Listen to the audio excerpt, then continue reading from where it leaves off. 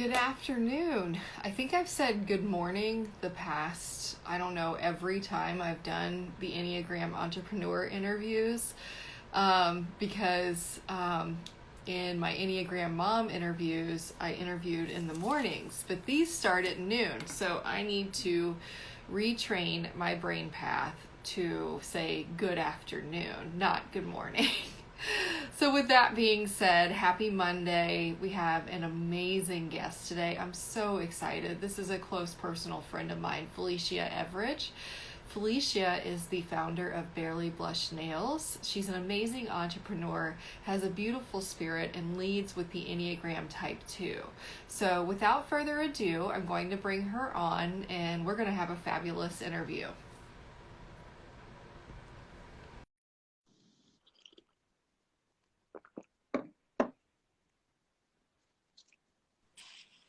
Good morning. Hey, good afternoon. How are you, Good, Whitney? good. Yeah, thank you. Good afternoon. You're gonna help me with my brain path here. I will I'm help going you. to, yes. Okay, first of all, do you like my shirt? It says snow. I want to wash my hands, my face, and hair with snow from White Christmas. Oh, But I'm like, we are sitting in, I don't know, how many feet of snow? I know, It's and gonna be more to over a come. foot after the end of the day today.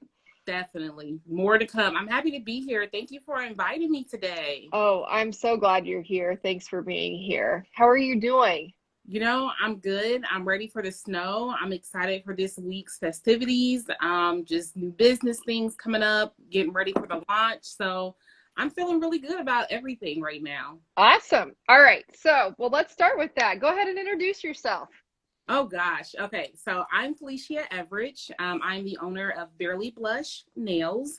It is a beauty brand centered around empowering women. So our first collection is going to be called the Pandemic Collection. That's going to be launching here in the next 2 weeks. So super excited to have that launch and share that with you guys. That's awesome. Okay. So, I'm making a note. I wanted to make sure I wrote down the pandemic collection so that I remember to say it right. Okay. So, that's great. And so, Barely Blush Nails, you have been around for a few years, but you're taking your business in a new direction, right? I mean, you're going to Yeah. continue to, in the direction you're going and expand. So let's talk about that. You shared what your mission was, which I love your mission. And so how has that appeared in the way that your business was originally modeled and how you're scaling it now? Yeah. Originally, Barely Blush was a concept. I wanted it to be almost like a mobile nail salon. So like kind of like on wheels. I was like, oh, it's going to be so great. I want to be able to show up to people's homes and do all these things. But of course, as new business owners, I was like, I can't do that. I don't have any money to do that. So I had to think about what other ways can I grow my brand? And one thing for me that started as a child was my mom always had this big caboodle box of like all these different polishes.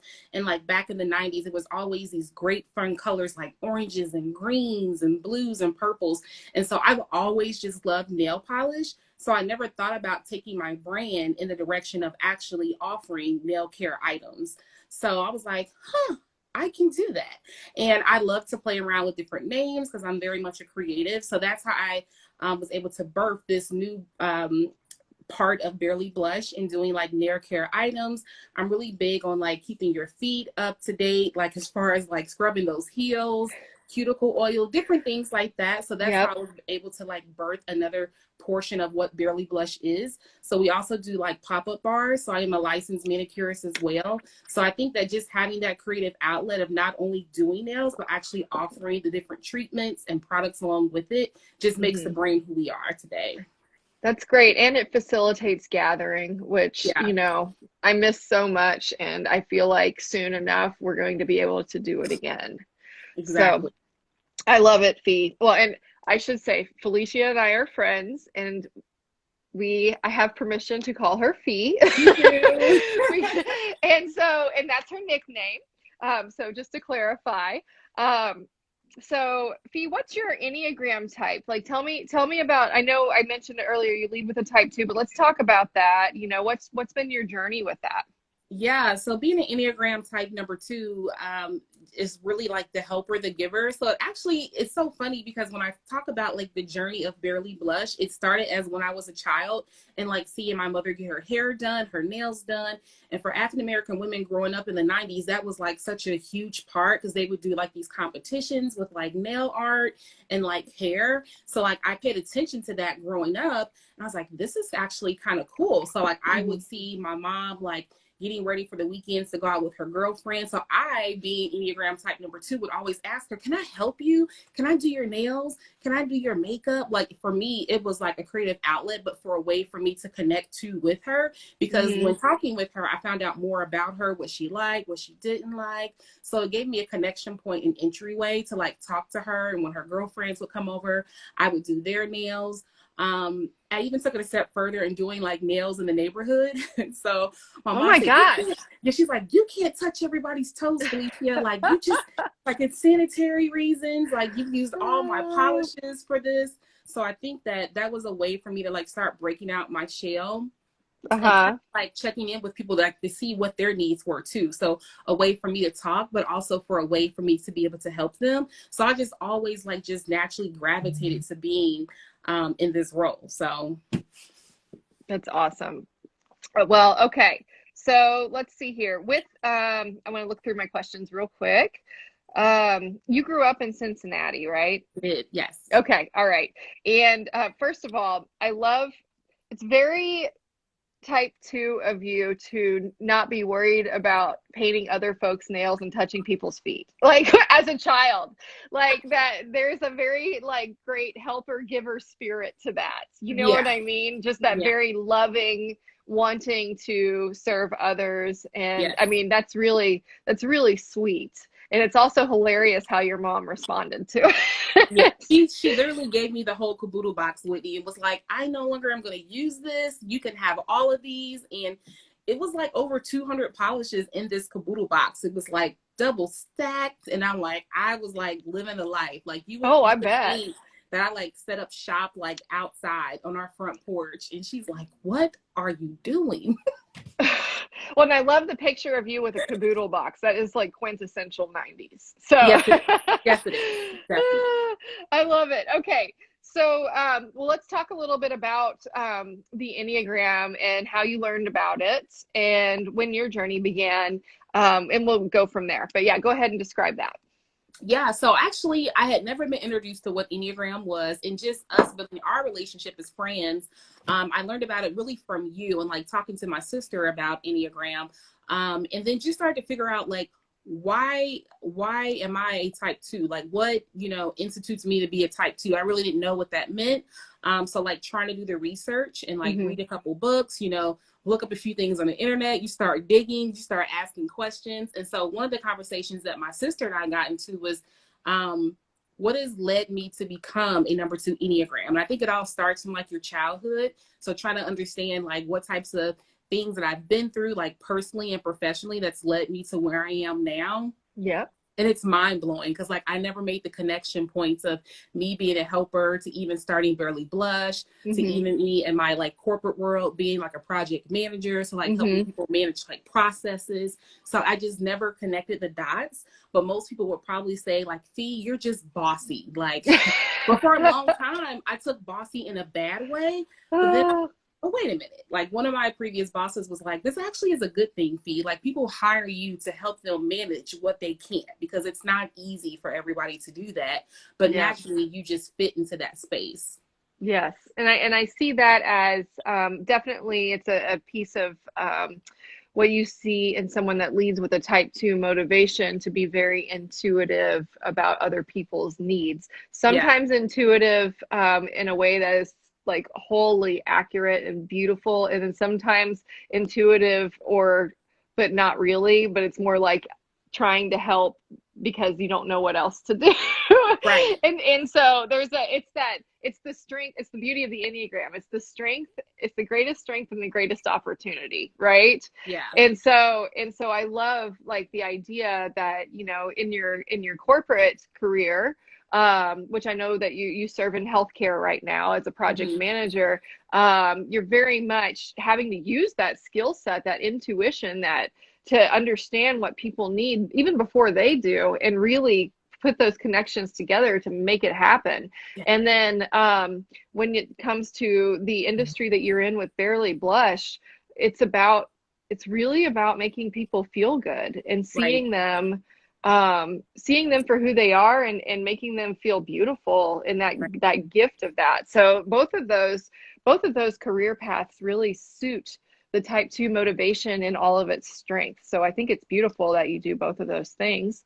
And I happen to know that you're great at both of those things. So yeah, and I think it's just trying to figure out too, like anticipating people's needs before they think they need it. So like even me being a woman with Barely Blush, thinking about, what do I need? Like, oh, your heels are dry, it's winter time, you should probably be moisturizing those.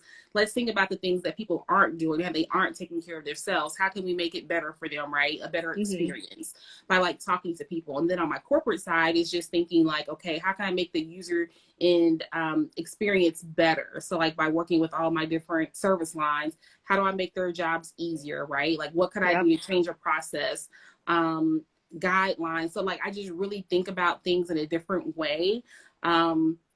I probably give you way much more information than probably what you were originally thinking, because I like to take a step back and look at the bigger picture, and then I say, here's what you asked me to do, but here's what you really actually need.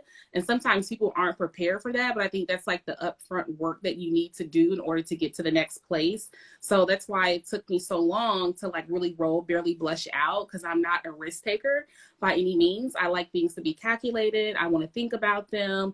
I want to kind of test and learn before I can just like pour my whole heart and soul that it's going to work. Because sometimes I can get a little nervous, but like now that I'm like feeling that I know what I'm doing, I'm going all in 100%. I love it. Okay, so with that, I want to take it off the question grid and go into that for a minute, because you are a great executor. I know we've kind of talked about this offline, but I'd love for you to share. Have you figured out what wing you lean into?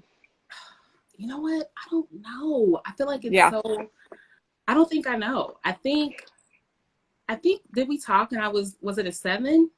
The wings are the numbers on either side of the number you lead with. So it would only be a 1 or a 3.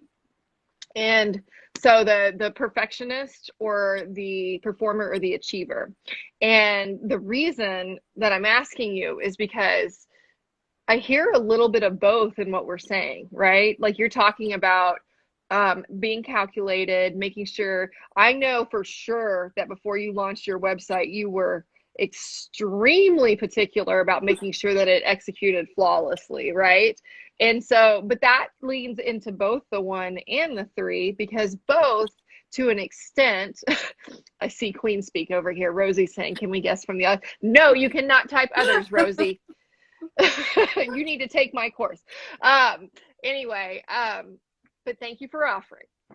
So anyway, perfectionists can come in both in a 3 and a 1. With the 3, it's like perfection on the surface, right? Like you're performing, so nobody's going to know that you're wobbly underneath, or if it's not quite perfect, or the shortcuts you had to take to get there, because it's all going to look real good. Now, on the 1 side, it's going to be more of, it has to be good, it has to be correct, it has to be right, overly critical. Like it's more of a coming from a place of needing everything to holistically be correct and right and good in the greater service of everybody. Whereas for a 3, it's more like top performance execution. Do you feel like you lean one way or the other there? When you, uh-oh, did I lose you? Can you hear me? Oh man, these technical difficulties. Okay, hang on 1 second. I'm going to try something, okay? Can you put your phone on data? Just pop out of Instagram for a minute. Let's see here. Put your phone on data. Let's see.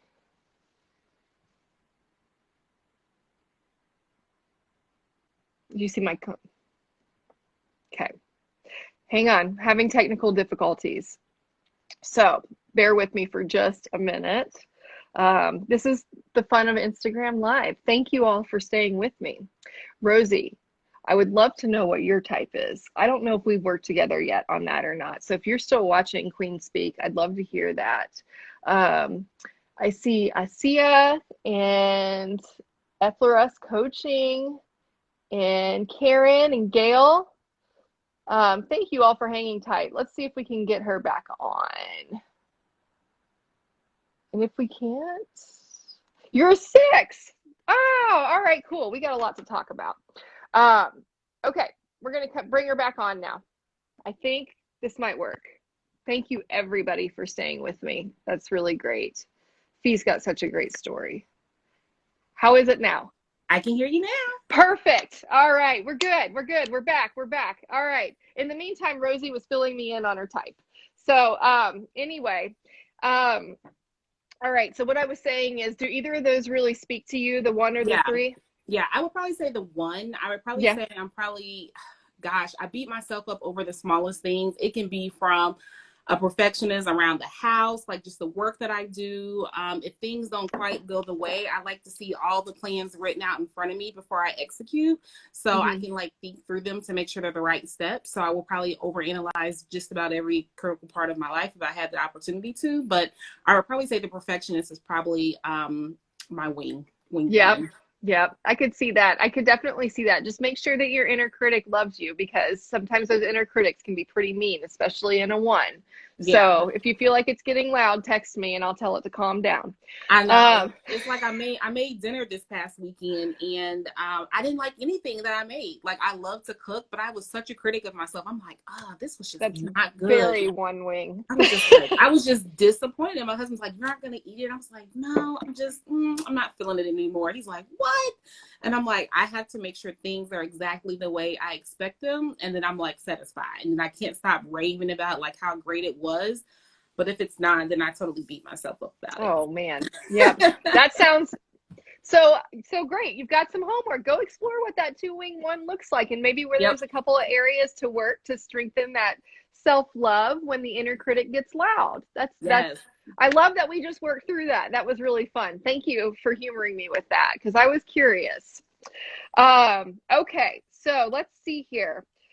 We've talked really about your core motivation to be needed, you know, and the correlation of, with the 2s and the emotional heart center of intelligence, which the 2 is a part of, that desire to be needed is tied back to self-worth until we do the work to realize that that's what it is. And then we can kind of move past that and realize our own worthiness. That's the beauty of the Enneagram, right? It really kind of brings to light, oh, I do this because I feel like I need to do this to be loved. Like, you know, to be needed is to be loved.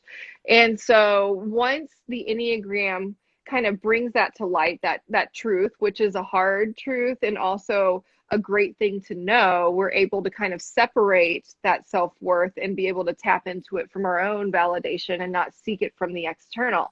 So I love that. I think entrepreneurship is a symbol of that, because you have, like you said, you're not a big risk taker. You have bet on yourself here, right? And you have shown that self-awareness to say, no, I believe in me. I love me enough to know I can do this. And I really love that about your business and about your message to other women, you know. And for those that just joined, share your mission again. What does Barely Blush Nails stand for?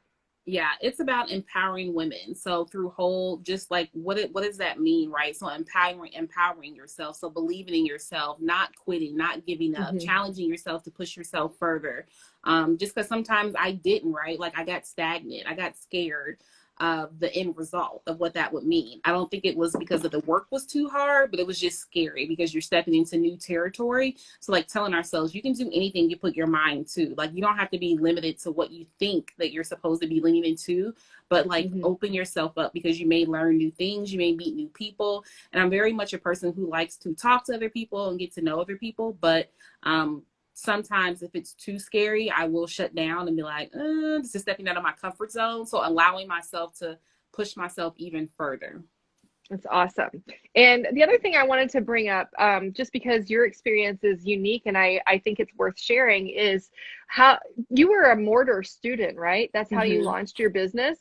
Can you share a little bit about that for the folks watching? Just because this is such a great opportunity in our community. And, you know, I think it's a fantastic thing. And I love that you believed in the program enough to invest in yourself through it. Yeah, the cohort is the bomb. If anybody needs to know anything about mortar, their crew will help you figure out what you need to do. So I think they start with the foundation first. So they're very critical, right? They're going to look and see who are those people who want to take a risk on themselves. Of course, there's an application process. They want to interview you to make sure that you're actually ready to do it. Because I think as an entrepreneur, people can go back and forth. You're not ready to make the decision. And you got to be ready to like rock and roll if you know you want to get into business. So them really understanding like, what do you want to do? How do you want to do it? They take you throughout this whole curriculum over like, I think it's over like 12-week period of time. And they sit down and they talk to you and they have experts come in and say, here's what you need to be thinking about. It's not all the glitz and glam like, oh, it's going to be great. Entrepreneurship is great. Entrepreneurship is hard because you're working from beginning to end, Amen. night, day, weekends. You're your own tech person, you're your own supply person, stocker, so social media. So thinking about all those different things before you just jump in it, I think is what they help you do. So they help you lay the foundation things first and say, is this something that I really need to be stepping into? And then you have a support team there that can really help you to lean on you. So you're not just a part of the cohort and take you through this 12 weeks. They're going to be there after that. So like I'm a gold alumni member. So I have support that I can lean on back with their team for any resources that I may have. So whether it's legal or creative, whatever that support looks like, and having somebody that I can go back to and talk to about my specific industry. So being in the beauty world, I can go and ask different creative things that may lend itself to a different industry, but it's still fitting for me for Barely Blush. So they help me kind of just figure out like, are you picking the right name? Who's your target audience? And just having that support, I think really helps me to feel like I'm not in it by myself. So I love the fact that I was able to join a cohort like that. So if anybody's interested, please check out Mortar Cincinnati, and they're doing some amazing things where they're in different neighborhoods. So shameless plug, you know. Just Yeah, go check. I tell you what, I mean, no, and that's absolutely the case. I want to make sure people know that, you know, are aware that these opportunities are out there, and it is, you be ready to work, and you're Right. going to get a community with this that's going to help you rise. And I love that. And that's exactly what you're doing now. And it's fantastic. I have to ask you, where did the name Barely Blush come from? You know what? At first, I'm trying to remember what the first name of the business was. I think it was called the Nail Coach. And that's when I was stuck on like this mobile like nail Hmm. bus. And I'm super girly. So like I love makeup. I love blush pink. I love black. Like it's just sexy to me. So I kept thinking like I want something like really pretty that I think of. And I was like, blush pink is it. And I kept thinking, but what's something like before that? What's something before that? And my family, we actually always tease each other and always like say the name Barely, like super weird, like, oh, we're barely doing this. And I was like, Barely Blush, like kept putting like all these words with it. And it just stuck. So then like I started to look up on the internet, like names of Barely Blush. Come to find out, it's actually a paint color from Glidden. And I was like, what? I was like, no way. So it's Yeah. like this popular shade of pink that's like this blush pink, because I know I didn't want it to be like bright pink, but I Yeah. knew I wanted it to be something soft, something feminine, that women could relate to, but then something black too, right? That's like something that stands for power and like excellence. Hmm. So having like the soft plus the like sweet was Your like kind of branding is like the outstanding. combination that I wanted to Yeah. go for with Barely Blush. You So nailed it. Your thank one wing you. kicked in and you nailed it. It is Yeah. perfection. Good And job. I have an amazing creative director, Brenda Mahan. So she definitely gets me together thinking about how I can She's so expand the talented. brand.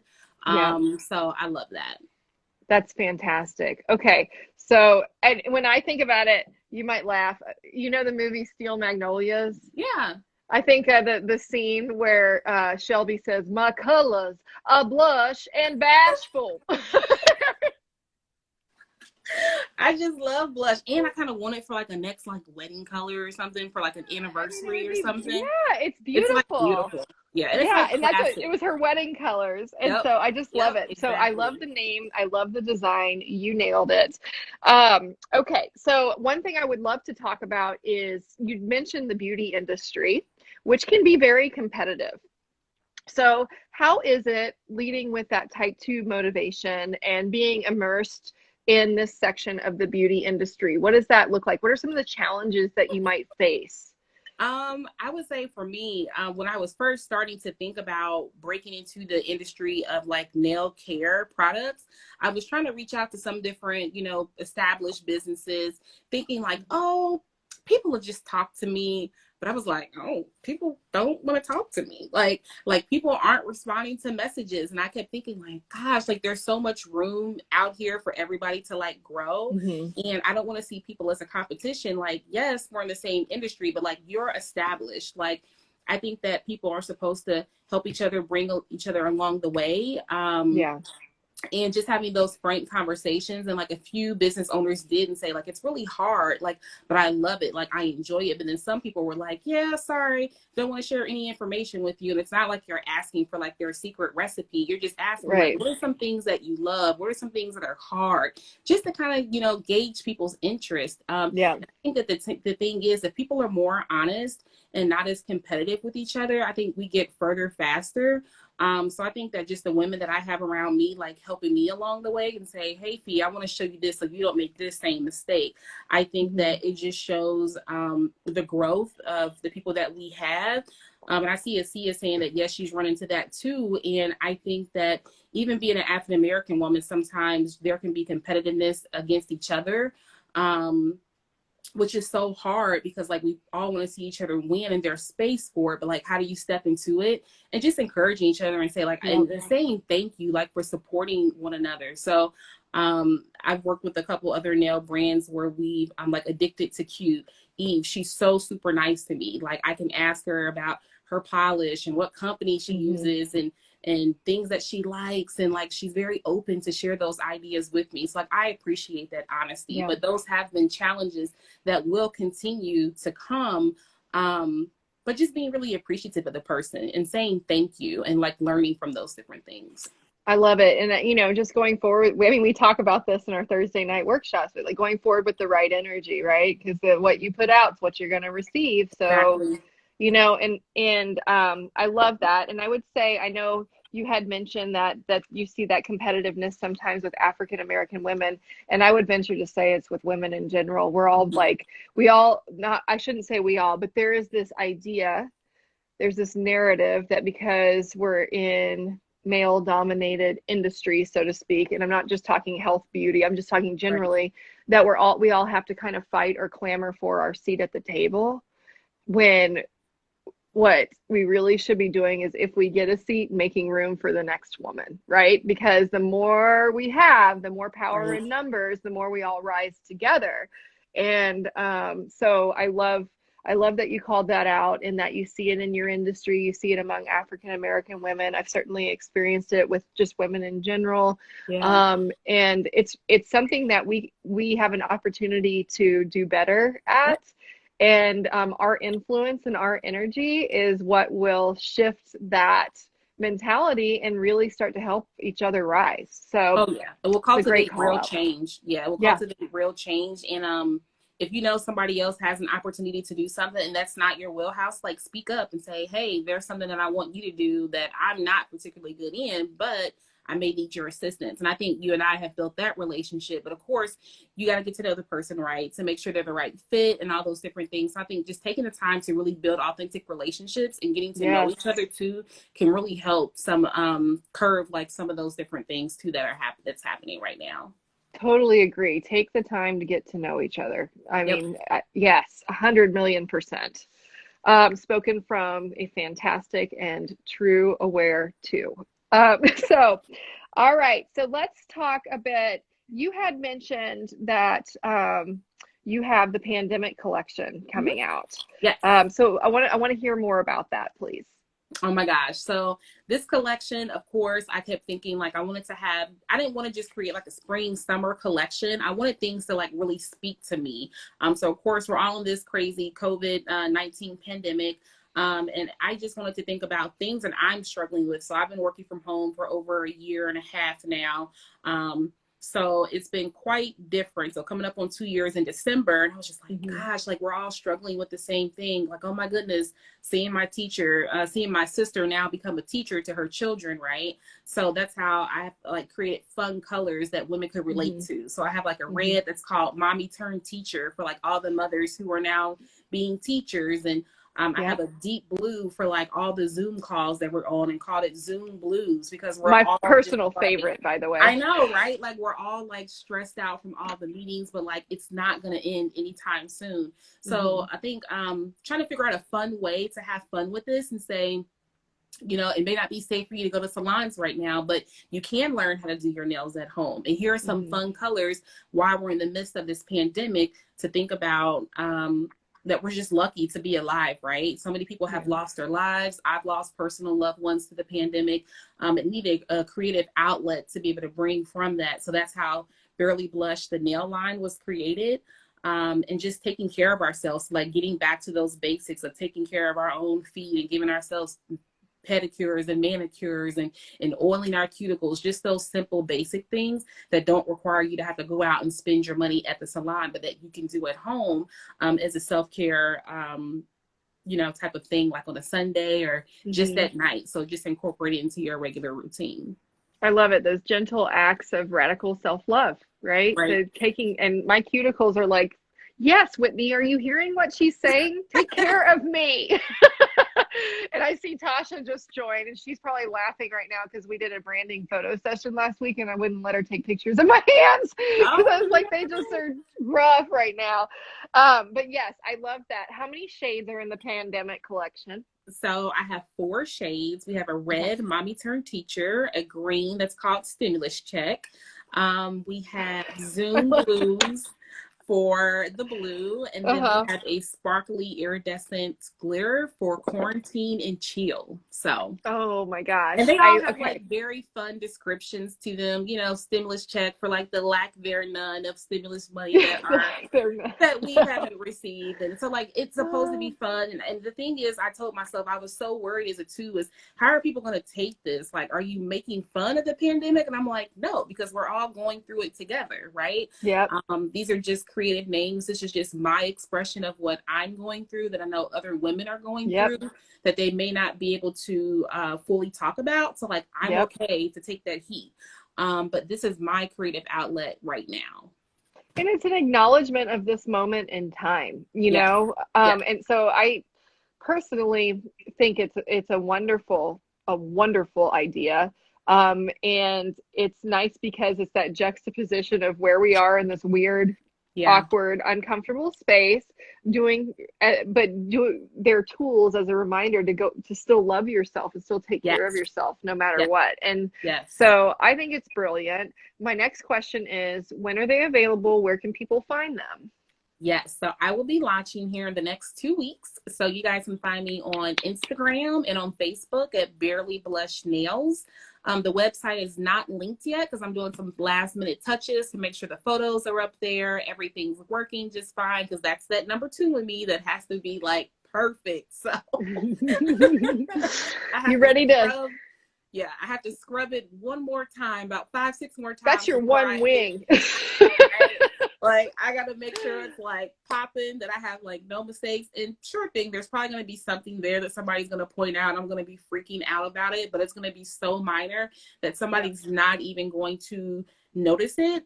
So in the next 2 weeks, you guys will see it. It is lovely. It's beautiful. I actually... See, I put them away. Otherwise, I could have like held them up and like showed them to you guys. But I'm so excited. We have these awesome like gift bags that we're going to give away with them.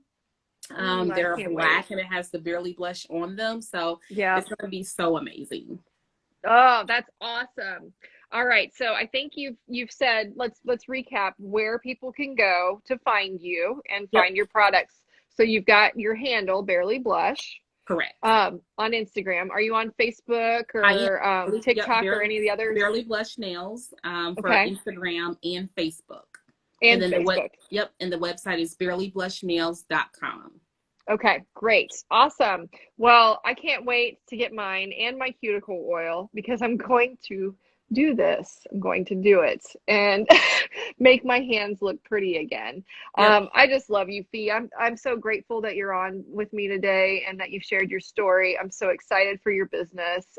You're just doing some amazing things, and of course make sure that when you're putting things in your stories about your release and stuff, tag my handle so I can share it with all my folks too. Yeah. And we'll make sure that this execution is a success. Yeah, because I want people to be able to actually talk about like the fatigue too that they're feeling, right? Yes. Some people are burned out. So like even having conversation starters with example like Zoom blues, like what are you most burned out? Like what's that one call that could have been a meeting? Like talk about it, right? Like let's not hold on to it. Like let's talk about it. Let's talk about what are you doing during quarantine and chill? What new things have you picked up, new skills, or what are you doing just to rest? Are you binge watching a show? Like talk about it, like empower each other to rest. Like as women, we don't rest enough. So like all these different colors and names of the polishes all mean something very much different to everybody. So even having those conversation starters with those polishes. So I'm super excited even just to hear back from other women, even being mommy turned teachers, right? Like people are struggling, like, yeah, this new age math. I have no idea what kids are. I'm like, what is this? So like just having a fun outlet to come and talk about it, I think is going to be very interesting. Do you still do any of the instructional videos? Are you going to be posting any of those for nail care and stuff like that? Oh my gosh, yes, because my nails were actually tore up from like opening up all the boxes, trying to get everything together. So like I recently just cut like all of my nails off and like reshaped them all because it was just a hot mess. And I was like, I cannot show people these nails. So like I still need to give myself a full manicure. So I will be doing like some step-by-step tutorials to show people too, because like my husband's a biter, right? So even thinking about like our male companions, like what can they do during these winter months, making sure you get the dead skin off your hands. So like it's the easy things that we can still do at home with like self-care Sunday that's not going to mess up your routine, that you can like sit your cuticle oil on your nightstand and you can rub it in 5 minutes before you go to bed, right? You can do that scrub on your hands, when you're in the shower. So thinking about what are the things that I'm already doing that I can incorporate this into my daily routine. And you can get the scrub and the cuticle oil on your website as well? Yes, ma'am. And it's a citrus smell. And we have a buttercream too. So yes. It's going to be so awesome. Good. I'm so excited for this, guys. And you get a whole manicure kit. So you'll be able to get, like, if you can't make it out to the store, you'll have your buffers, you'll have your orange wood sticks for your pushers. So we'll have all of those tools available in the kits as well. Well, that's seamless. I love it. Brilliant. Well, I'm so proud of you. I can't wait for this execution. The next 2 weeks, we're going to see a lot of activity from Barely Blush Nails. Thank you, Philishea Everage, for being with me today. And you guys make sure you're following her if you're not already. And this will be posted on my Instagram feed as well as in my Instagram TV. And Fee, I'll shoot you a copy of the MP4 file too. So thanks for joining, everybody. And I hope you all have a great week. Fee, have a great week. And thank you again. You too. Thank you, guys. Have a good day. Bye. Bye-bye.